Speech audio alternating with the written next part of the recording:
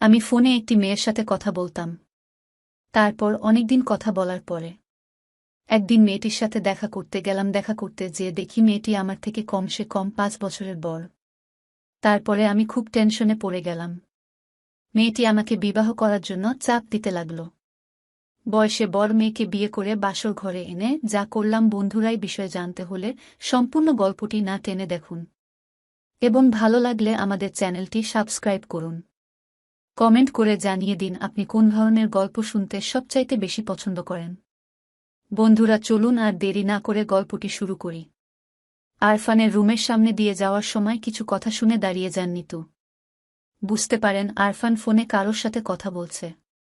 আরফান কাউকে বলছে, আমার পরিবার তোমার আর আমার সম্পর্ক কিছুতেই মেনে নেবে না। তুমি আমার চাইতে বয়সে বড়, বুঝার চেষ্টা করো। এরপর কিছুক্ষণ চুপ করে রইল। ওই পাশ থেকে কিছু হয়তো বলছে। আরফান আবার বলল, হ্যাঁ, পরিবার আগেও ছিল, কিন্তু তখন আবেগের বশে। আবার কিছুক্ষণের নিস্তব্ধতা। কষ্ট কি আমার হচ্ছে না? কিন্তু কি করব বলো? পরিবারের বিরুদ্ধে যেতে পারব না। আমি আমার পরিবারকে অনেক বোঝানোর চেষ্টা করেছি, তারা মানছে না।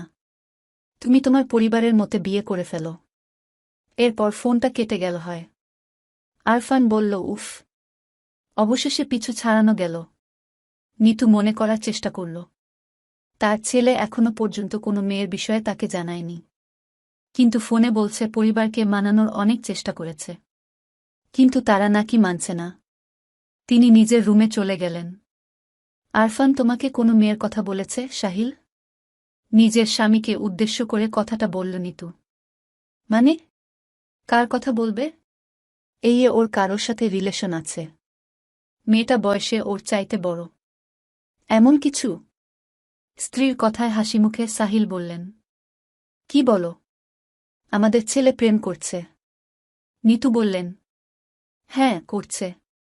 আর সে আমাদের অনেক বোঝানোর চেষ্টা করেছে, কিন্তু সেই প্রেম নাকি আমরা মেনে নিচ্ছি না। কিন্তু আমি তো এসব কিছুই জানি না। নিতু একটা দীর্ঘশ্বাস ছেড়ে বললেন। হ্যাঁ, আমিও জানি না, মানে জানতাম না আর কি।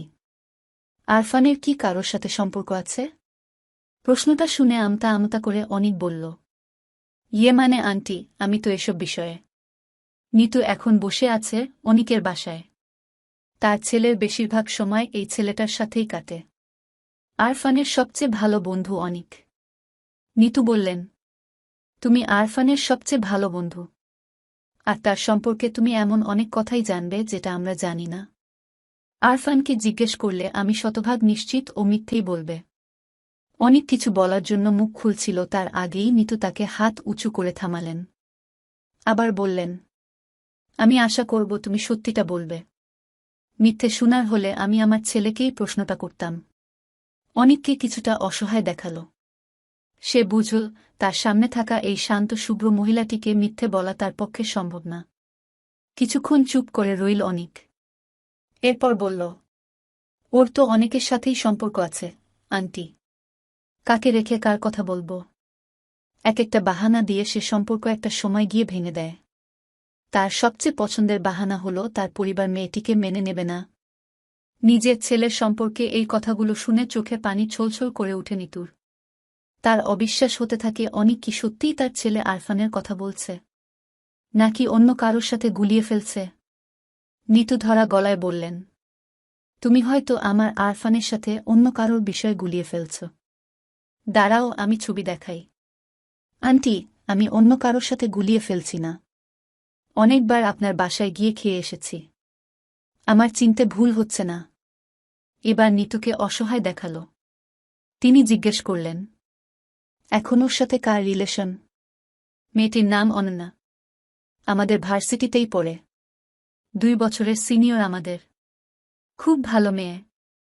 নিতু উঠে দাঁড়ালেন। তাকে অনুসরণ করে অনিকও উঠে দাঁড়াল। নিতু মুখ অন্যদিকে ঘুরিয়ে চোখের পানি মুছলেন। এরপর অনিকের দিকে তাকিয়ে জিজ্ঞেস করলেন, তুমি মেয়েটির বাড়ি চেনো?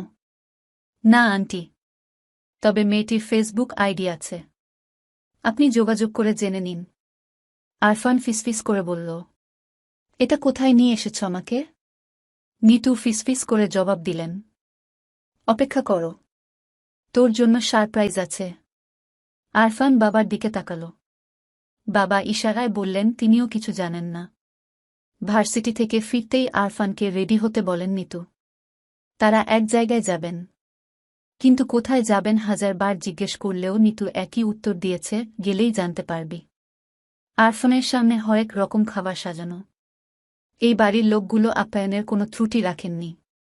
কিন্তু কাউকেই আরফান চিনতে পারছে না। তার মনে হতে থাকে বাবা বা মায়ের কোনো বন্ধুর বাড়ি হবে হয়। এক গ্লাস কোল্ড ড্রিঙ্কস আরফানের হাতে তুলে দেওয়া হয়। আরফান ড্রিঙ্কসে চুমুক দিল।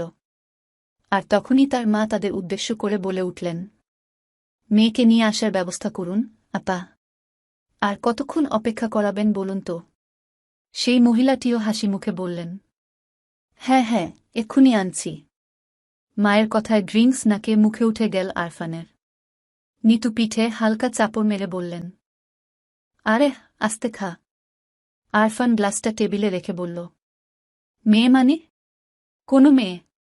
কিসের মেয়ে? নিতু মৃদু হেসে বললেন, ওই যে যেই মেয়ে তোর থেকে বয়সে বড় বলে আমরা মেনে নিচ্ছি না, সেই মেয়েকে দেখতে এসেছি। আরফান উঠে দাঁড়াল। মানে? কি বলতে চাইছ? নিতু চোখ গরম করে মৃদু স্বরে বললেন, বস। আরফান ভয়ে বসে পড়ল। একটা মেয়েকে সামনে আনা হলো তাদের। আর মেয়েটাকে আরফান চেনে। মেয়েটির নাম অনন্যা। তার সিনিয়র। মেয়েটিকে ইমপ্রেস করতে অনেক কাঠখড় পোড়াতে হয়েছে তাকে।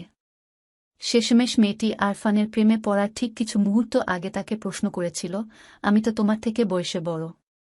তোমার পরিবার কি আমাকে মেনে নেবে? আরফান সেদিন অভয় দিয়ে বলেছিল, আমার পরিবার আমার সুখের জন্য সব করতে পারে। আর আমার সুখ তুমি। মেয়েটি নির্ভয়ে তার প্রেমে পড়ল। নিতু অনন্যার সাথে গিয়ে বসলেন। এরপর পরম মমতায় জিজ্ঞেস করলেন, তুমি আমার ছেলেটির প্রেমে পড়লে কেন? প্রশ্নটা শুনে মেয়েটি সহ বাকি সবাইও হকচকিয়ে গেলেন। অনন্যা জবাব দেবার মতো কিছু পেল না। সে একবার নিতুর দিকে তাকিয়ে আবার মাথা নিচু করে ফেলল। তার চোখ থেকে পানি পড়ছে। তিনি তার প্রশ্নের কোনো উত্তর আশা করেননি। তাই উত্তরের অপেক্ষা না করে বললেন, তোমাদের সম্পর্ক নিয়ে আমাদের কোনো সমস্যা নেই। এখন তো সিনিয়র জুনিয়র বিয়ে হচ্ছেই। তোমাকে আমাদের ভীষণ পছন্দ হয়েছে। কথাগুলো শুনে অনন্যা ভীষণ খুশি হয়ে গেল। তার মুখে মিষ্টি হাসির রেখা ফুটে উঠল। কিন্তু আরফান রেগে গেল। সে আবার উঠে দাঁড়াল। কিছুটা উচ্চস্বরে বলে উঠল, আমার বিয়ে ঠিক করছ আর আমার মতামত জানার কোনো দরকার মনে করলে না? নিতু বললেন, তোর পছন্দটাই তো মেনে নিলাম। 2 বছরের সিনিয়র দেখে নাকি তোর পরিবার অনন্যাকে মেনে নিবে না বলেছিলি। এখন তো কোনো বাধা রইল না। আরফান দাঁত কিরমির করে বলল, আমার পক্ষে অন্যাকে বিয়ে করা সম্ভব না। কেন সম্ভব না? পরিবার সমস্যা ছিল। আমি তো বললাম আমাদের কোনো সমস্যা নেই অনন্যাকে মেনে নিতে। কিন্তু আমার আছে। ও আমার যোগ্য না। ওর মতো বুড়িকে বিয়ে করা। পুরো কথাটা শেষ হওয়ার আগেই আরফানের গালে কষে চড় বসালেন নিতু। এখন রাগে তার মুখ লাল হয়ে আছে। তোর ওকে মেনে নিতে সমস্যা? কয়েকদিন শুধু মেয়েটির সাথে টাইম পাস করেছিস। শেষ বেলায় এসে আমরা মেনে নিব না এই দোহাই কেন দিস? আমার ছেলে, তুই সেটা ভাবতেও আমার হচ্ছে। ছি! আরফান মায়ের এই আচরণে হতবাক হয়ে গেল। সে গালে হাত দিয়ে দাঁড়িয়ে রইল। নিতু আবার বললেন, না জানি কোনো পাপের শাস্তি আমি পেলাম যে তোকে আমার ছেলে বলে পরিচয় দিতে হবে। এরপর নিতু কিছুটা শান্ত হলেন। আবার অনন্যার পাশে বসলেন। মেয়েটির কাঁধে হাত রেখে বললেন, তুমি আমার ছেলের অযোগ্য নও। বরং আমার ছেলে তোমার অযোগ্য। শুধু তোমার না, ও সব মেয়ের জন্যই অযোগ্য। আমার ছেলেকে তুমি বিয়ে করো না।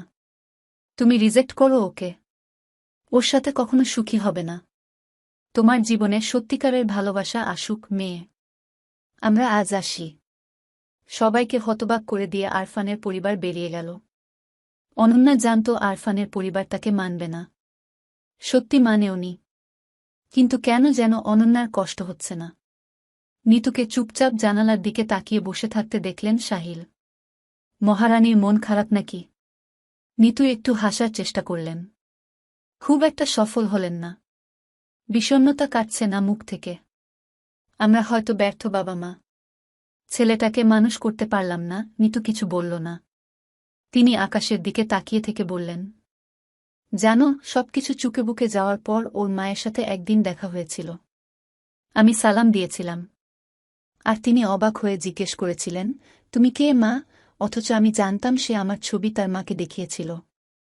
সাহিল কি বলবেন খুঁজে পেলেন না। আরফান তার মায়ের পুরাতন ক্ষতটা আবার মনে করিয়ে দিয়েছে।